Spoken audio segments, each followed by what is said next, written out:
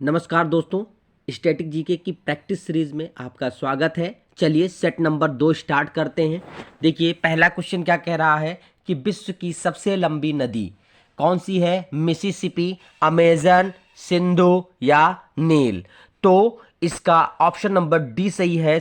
विश्व की सबसे लंबी नदी कौन सी है? नील नदी है। चलिए नेक्स्ट क्वेश्चन पे चलते हैं। क्वेश्चन नंबर दूसरा क्या कह रहा है? कह रहा है कि निप्पन जापान को दिया गया नाम है जिसका अर्थ है, निप्पन का क्या अर्थ है पूछा है। तो निप्पन का अर्थ होता है सूर्योदय का देश। क्या कहा जाता है? सूर्योदय का देश कहा जाता है। चलिए नेक्स्ट चलते हैं। क्वेश्चन नंबर थर्ड क्या कह रहा है? कह रहा है कि हवाला क्या है? किसी विषय का पूर्ण विवरण, विदेशी मुद्रा का अवैध कारोबार, कर वचन या शेयरों का अवैध व्यापार। तो हवाला किंग बहुत से लोगों के नाम सुना होगा। ये विदेशी मुद्राओं का अवैध कारोबार को कहा जाता है। ठीक है, चलिए नेक्स्ट क्वेश्चन पे चलते हैं। क्वेश्चन नंबर 4 क्या कह रहा है? कह रहा है कि निम्नलिखित में से किस देश का संबंध पंजाब से नहीं है? सतलज, रावी, ब्यास या तापी? तो किस नदी का संबंध पंजाब से नहीं है? तो सतलज भी पंजाब में है, रावी भी पंजाब में है, ब्यास भी पंजाब से है। तापी नदी जो है वो दक्षिण भारत में बहने वाली नदी है, जो भ्रंश घाटी में बहती है और कहाँ, पश्चिम में अरब सागर में अपना मुहाना बनाती है। ठीक है, तो चलिए बाकी ये सिंध की सहायक नदियां हैं तीनों। सतलज, रावी और ब्यास जो है वो सिंध की सहायक नदियां हैं। चलिए नेक्स्ट क्वेश्चन पे चलते हैं। क्वेश्चन नंबर 5वां क्या कह रहा है मित्र? क्वेश्चन नंबर 5वां कह रहा है बुद्ध का अर्थ है ज्ञान प्राप्ति, धर्म प्रचारक, प्रतिभाशाली या शक्तिशाली? तो बुद्ध का अर्थ है ज्ञान की प्राप्ति। बुद्ध का अर्थ क्या है? ज्ञान की प्राप्ति। देखिए बुद्ध को 35 वर्ष की आयु में ज्ञान प्राप्त हुआ था। अभी टेट के एग्जामिनेशन में आया था कि बुद्ध को किस उम्र में ज्ञान की प्राप्ति हुई थी। तो इनको 35 वर्ष की आयु में ज्ञान की प्राप्ति हुई थी। चलिए नेक्स्ट क्वेश्चन पे चलते हैं। क्वेश्चन नंबर 6 क्या कह रहा है? गांधी जी के विदेशी वस्तुओं के बहिष्कार के आंदोलन का लक्ष्य था पूर्ण स्वतंत्रता, ब्रिटिश विरोधी भावना पैदा करना, कल्याण राज्य को प्रोत्साहन देना या कुटीर उद्योगों को प्रोत्साहन देना। तो इनका मुख्य उद्देश्य देखिए, विदेशी वस्तुओं के बहिष्कार से देश की आजादी का उतना प्रभाव नहीं था। देखिए इनका मेन काम था कि जो देश की कुटीर उद्योग है उसका प्रोत्साहन मिले, उस वस्तुओं को लोग पहने और देश में उद्योग बढ़े देश। ठीक है, तो इनका जो ऑप्शन नंबर डी सही हो जाएगा। नेक्स्ट क्वेश्चन पे चलते हैं। क्वेश्चन नंबर 7 क्या कह रहा है? मोहिनी अट्टम किस राज्य का नृत्य है? असम, केरल, तमिलनाडु या आंध्र प्रदेश? तो मोहिनी अट्टम, कथकली और मोहिनी अट्टम दोनों कहां के हैं? केरल के हैं। ठीक है, कुचिपुड़ी आंध्र प्रदेश का है। कुचिपुड़ी क्या है? आंध्र प्रदेश का है। तो मोहिनी अट्टम के लिए केरल का ऑप्शन सही हो जाएगा। और बिहू जो है वो कहां का है? असम का है। चलिए नेक्स्ट पे चलते हैं। क्वेश्चन नंबर 8वां क्या कह रहा है? निम्नलिखित में से कौन मौर्य वंश के शासक का वध करके मगध का राजा बना था? तो निम्नलिखित में कौन मौर्य वंश के शासक का वध करके मगध का राजा बना था? तो कौन बना था? चंद्रगुप्त, घनानंद, पुष्यमित्र शुंग या इनमें से कोई नहीं? तो ऑप्शन नंबर इसका डी सही, बी सही है। पुष्यमित्र शुंग ये एक ब्राह्मण था और इसने मौर्य वंश के अंतिम शासक बृहदर्थ को मारकर, किसको मारकर? बृहदर्थ को मारकर राजा बना था और इसने शुंग वंश की क्या की थी? स्थापना की थी। घनानंद तो इसके पहले नंद वंश का शासक था जिसको चंद्रगुप्त मौर्य ने पराजित कर उसकी हत्या करके मौर्य वंश की स्थापना की थी। चलिए नेक्स्ट क्वेश्चन पे चलते हैं। क्वेश्चन नंबर 9 क्या कह रहा है? कह रहा है निम्नलिखित में से चीन की वह नदी कौन सी है जिसे पीली नदी, येलो रिवर के नाम से जाना जाता है? हुआंगहो, सिक्यांग, यात्से क्यांग या मेकांग नदी? तो जो हांगो नदी है इसको येलो रिवर, पीली नदी के नाम से जाना जाता है। चलिए नेक्स्ट क्वेश्चन के चलते हैं। निम्नलिखित में से वह देश कौन सा है जो भारत से छोटा है? इसमें कौन सा? चीन भाई भारत से छोटा नहीं है। ब्राजील, ब्राजील भारत से छोटा। Canada, Argentina. तो ऑप्शन से ही क्लियर हो रहा होगा, ठीक है। तो इसमें ऑप्शन नंबर डी सही है भाई। चीन भी बड़ा है, ब्राजील भी बड़ा है, कनाडा भी बड़ा है। चलिए नेक्स्ट क्वेश्चन पे चलते हैं। कह रहा है कि टेलनेट का क्या तात्पर्य है? Telnet telephone network, television network, teletype network या टेलीफैक्स नेटवर्क। तो टेलनेट का मतलब होता है टेलीटाइप नेटवर्क। क्या होता है? टेलीटाइप नेटवर्क होता है। चलिए नेक्स्ट क्वेश्चन पे चल देते हैं। यहां देख लेते हैं, क्वेश्चन नंबर 12 देख लेते हैं। कह रहा है कि हाइग्रोमीटर से मापा जाता है, हाइग्रोमीटर से दूध की शुद्धता, ताप या आपेक्षिक आर्द्रता, या इनमें से कोई नहीं। तो हाइग्रोमीटर से आपेक्षिक आर्द्रता मापी जाती है, दूध की शुद्धता लैक्टोमीटर से नापी जाती है, और तापमान तो भाई थर्मामीटर से नापा जाता है, ठीक है। तो इसका ऑप्शन नंबर कौन सा सही हो जाएगा? सी सही हो जाएगा। नेक्स्ट चलते हैं। क्वेश्चन नंबर 13 क्या कह रहा है कि मानव शरीर में पाए जाने वाले सबसे अधिक मात्रा वाले तत्व कौन से हैं? ऑक्सीजन है, नाइट्रोजन है, कार्बन है या लोहा है? तो कि मानव के शरीर में सबसे अधिक क्या पाया जाता है? मानव के शरीर में सबसे अधिक कार्बन पाया जाता है। क्या पाया जाता है? कौन सा तत्व पाया जाता है? कार्बन पाया जाता है। चलिए नेक्स्ट चलते हैं। क्वेश्चन नंबर 14 क्या कह रहा है कि संयुक्त राष्ट्र संघ की कार्यकारी भाषा है? संयुक्त अंग्रेजी एवं फ्रेंच, अंग्रेजी एवं हिंदी, या हिंदी एवं फ्रेंच। तो यूएनओ, यूनाइटेड नेशन ऑर्गेनाइजेशन की कार्यकारी भाषा कौन सी है? अंग्रेजी और फ्रेंच भाषा। अंग्रेजी एवं फ्रेंच भाषा उनकी क्या है? कार्यकारी भाषा है। चलिए नेक्स्ट देख लेते हैं। क्या कह रहा है? पूर्वी और पश्चिमी घाट कहां मिलते हैं? पूर्वी घाट और पश्चिमी घाट, ये देखिए, ये अगर देश है तो ये वाला इधर और ये आकर के यहीं पे कहीं पे मिलते हैं दक्षिण के पॉइंट पे। तो कहां मिलते हैं? नीलगिरी पहाड़ी पर, चंपी पर, माउंट आबू पर, या इनमें से कोई नहीं।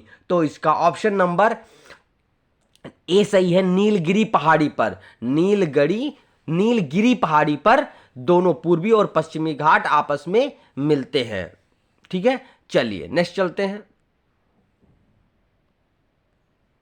कह रहा है बृहद संहिता के रचयिता थे वाराहमिहिर, कौटिल्य, सिकंदर या भद्रबाहु। तो वाराहमिहिर के रचयिता कौन थे? बृहद संहिता के रचयिता कौन थे? वाराहमिहिर जी थे, ठीक है। चलिए नेक्स्ट क्वेश्चन पे चलते हैं। चंद्रगुप्त के गुरु का नाम था? बहुत आसान सा क्वेश्चन है। कौटिल्य, चरक, देवदत्त या नरहरि? तो चंद्रगुप्त मौर्य के गुरु का क्या नाम था? कौटिल्य। आचार्य चाणक्य जिन्होंने अर्थशास्त्र लिखा था, ठीक है। क्या लिखा था? अर्थशास्त्र की रचना की थी, जिसमें राजनैतिक अर्थशास्त्र, मतलब वहां पे अर्थशास्त्र पुस्तक का नाम है, लेकिन उसने राजनीति के बारे में लिखा है कि एक राजा कैसे राज्यों को चलाए, इस पे उसमें चर्चा की है, ठीक है। चलिए नेक्स्ट क्वेश्चन पे चलते हैं। निम्नलिखित में से कौन सा नहर उत्तर प्रदेश एवं मध्य प्रदेश की संयुक्त परियोजना है? निम्नलिखित में से कौन सा नहर उत्तर प्रदेश और मध्य प्रदेश की संयुक्त परियोजना है? मध्य गंगा नहर, शारदा नहर, टिहरी परियोजना या केन नहर परियोजना? तो उत्तर प्रदेश और मध्य प्रदेश की जो संयुक्त परियोजना है वो कौन सा है? केन नहर परियोजना है। कौन सी परियोजना? केन नहर परियोजना। नेक्स्ट चलते हैं। देखिए कह रहा है ललितपुर बांध किस नदी पर स्थित है? ललितपुर बांध चंबल नदी, टोंस नदी, शहजाद नदी या केन नदी? तो जो ललितपुर बांध है वो शहजाद नदी पर स्थित है। बहुत इंपॉर्टेंट क्वेश्चन है, नोट कर लीजिएगा कि ललितपुर बांध जो है वो शहजाद नदी पर स्थित है। चलिए नेक्स्ट क्वेश्चन पे चलते हैं।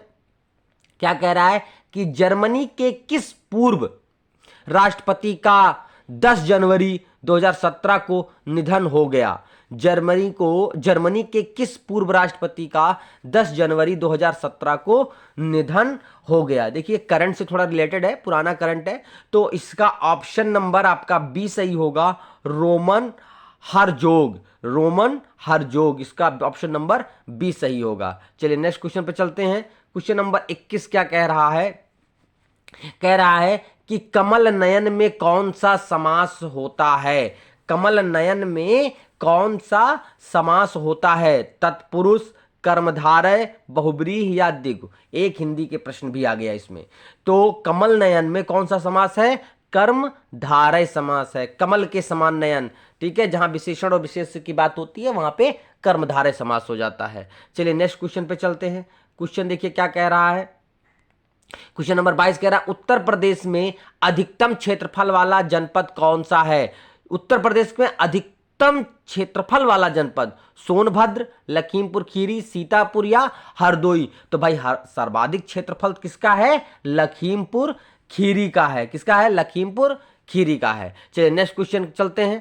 क्वेश्चन नंबर 23 क्या कह रहा है? ध्यान दीजिएगा कि शतरंज का खेल शुरू हुआ था भारत में, पर्शिया में, अरब में या यूरोप में?